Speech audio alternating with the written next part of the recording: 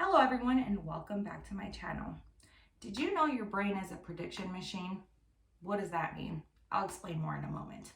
Today we're going to go ahead and talk about chapter 4 of Atomic Habits. This is such a great book if you're trying to create new habits or to break old bad ones or any bad ones. Who wants bad habits? So let's go ahead and dive in. So first I'm going to read a little section of it and then we'll go ahead and go over and try and explain it. So it says here, the human brain is a prediction machine. It is continuously taking in your surroundings and now analyzing the information it comes across whenever you experience something repeatedly. Your brain begins noticing what is important, sorting through the details and highlighting the relevant cues, and cataloging that information for future use. With enough practice, you can pick up on the cues that predict certain outcomes without consciously thinking about it. Automatically, your brain encodes the lessons learned through experience. We can't always explain what it is we are learning, but learning is happening all along the way. And your ability to notice the relevant cues in any given situation is the foundation for every habit you have. We underestimate how much our brains and bodies can do without thinking. So I can give you guys some examples of this.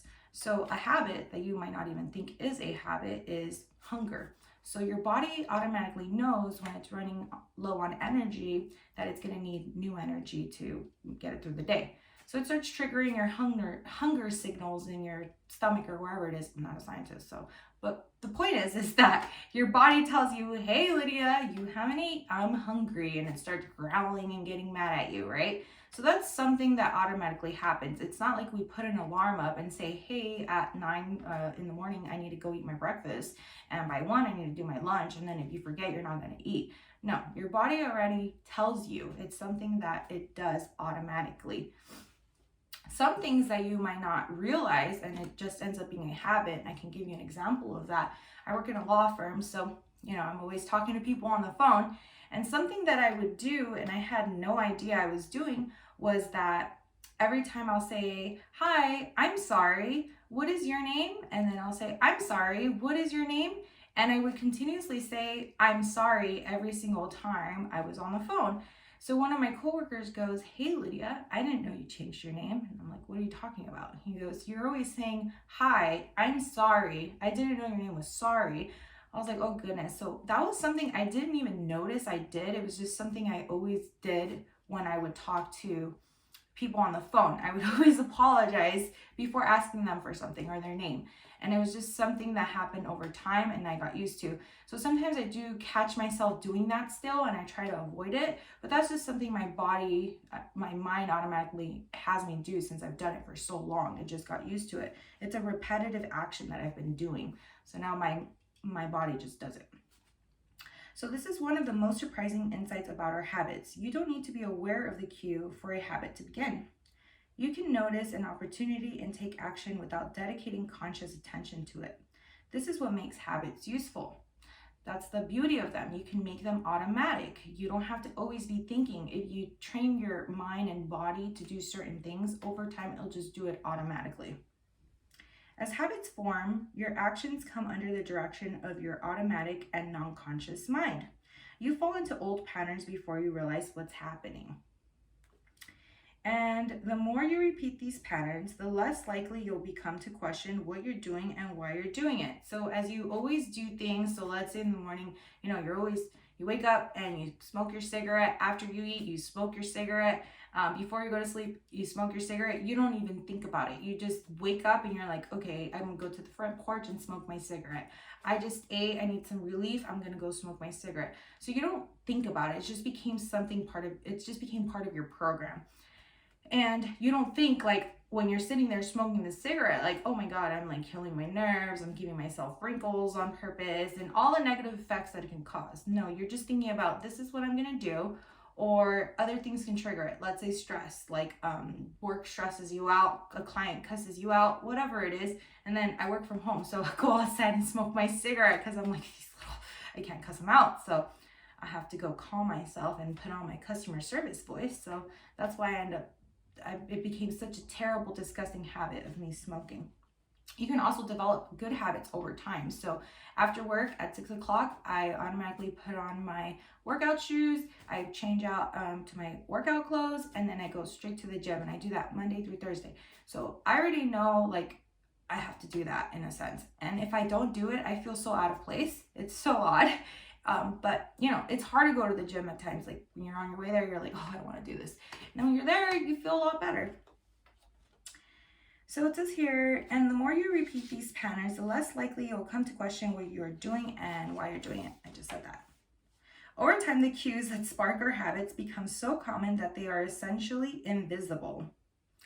Our responses to these cues are so deeply encoded that it may feel like the urge to act comes from nowhere.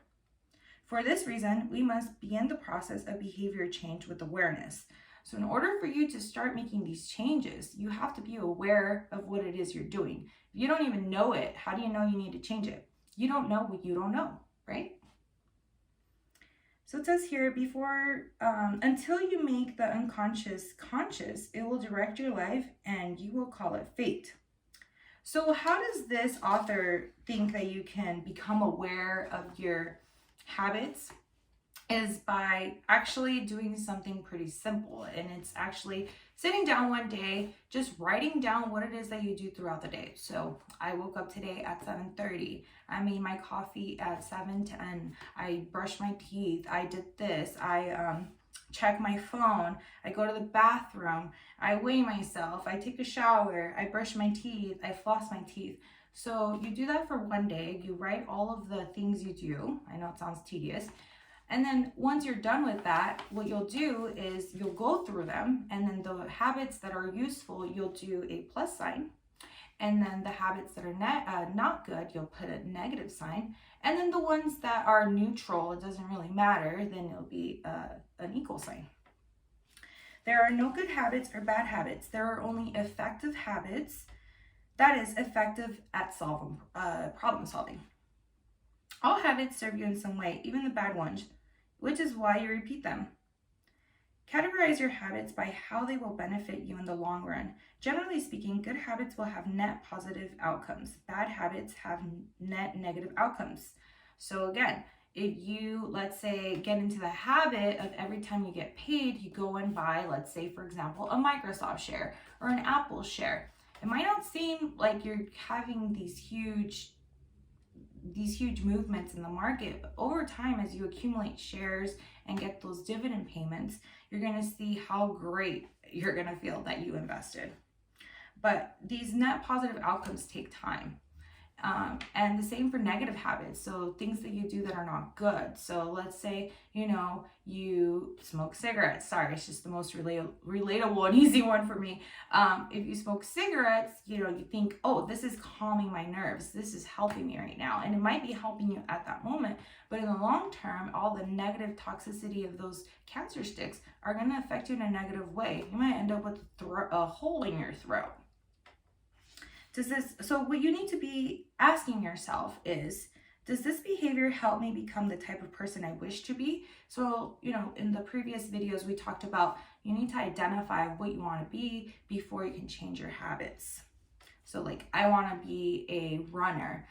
The goal is to run a marathon, but you're not just going to do something to run the marathon. You want to eventually become a runner. So running 5 minutes a day, it makes you believe that you are a runner, and then hopefully over the long term you build endurance and you can run for longer distances. So yeah, the first thing is, does this behavior help me become the type of person I wish to be? Does this habit cast a vote for or against my desired identity? Habits that reinforce your desired identity are usually good. Habits that conflict with your desired identity are usually bad. So if you want to be a healthy person, that's the identity you want. If you're smoking cigarettes, that's not going to correlate with your healthy identity. You're doing things that are unhealthy, right? So observe your thoughts and actions without judgment or internal criticism. Don't blame yourself for your faults. Don't praise yourself for your successes. The first step to changing bad habits is to be on the lookout for them. If you feel like you need extra help, then you can try pointing and calling in your own life. Say out loud the action that you are thinking of taking and what the outcome will be. Hearing your bad habits spoken aloud makes the consequences seem more real. This approach is useful even if you're simply trying to remember a task on your to-do list. Just saying out loud, tomorrow I need to go to the post office after lunch. You're putting that in your mind. Acknowledge the need for action, and that can make all the difference. The process of behavior change always starts with awareness. So that's the most important thing. So first step is be aware of what it is that gives you that you do that's good or bad. And from there you can approach on how to change those things. So this book has 4 laws, and right now we're going over the first law. And the first law is about make it obvious. You see that? And it has about 4 chapters. Look how pretty my book looks. I swear, I love these little tabbies. It's very easy and pretty, and it makes it desirable to read, and you guys will learn a little bit more about that. So stay tuned for the next video. If you like this, go ahead and subscribe. I'm going to be going over a lot of interesting books. This one's really great to build good habits. I think it's a good foundation. I will be going over the 48 laws of power, and that one is pretty intense, so that will be interesting to watch. Anyways, thank you so much for tuning in. I appreciate everyone, and I hope you enjoyed this. Everyone have a good one. Bye.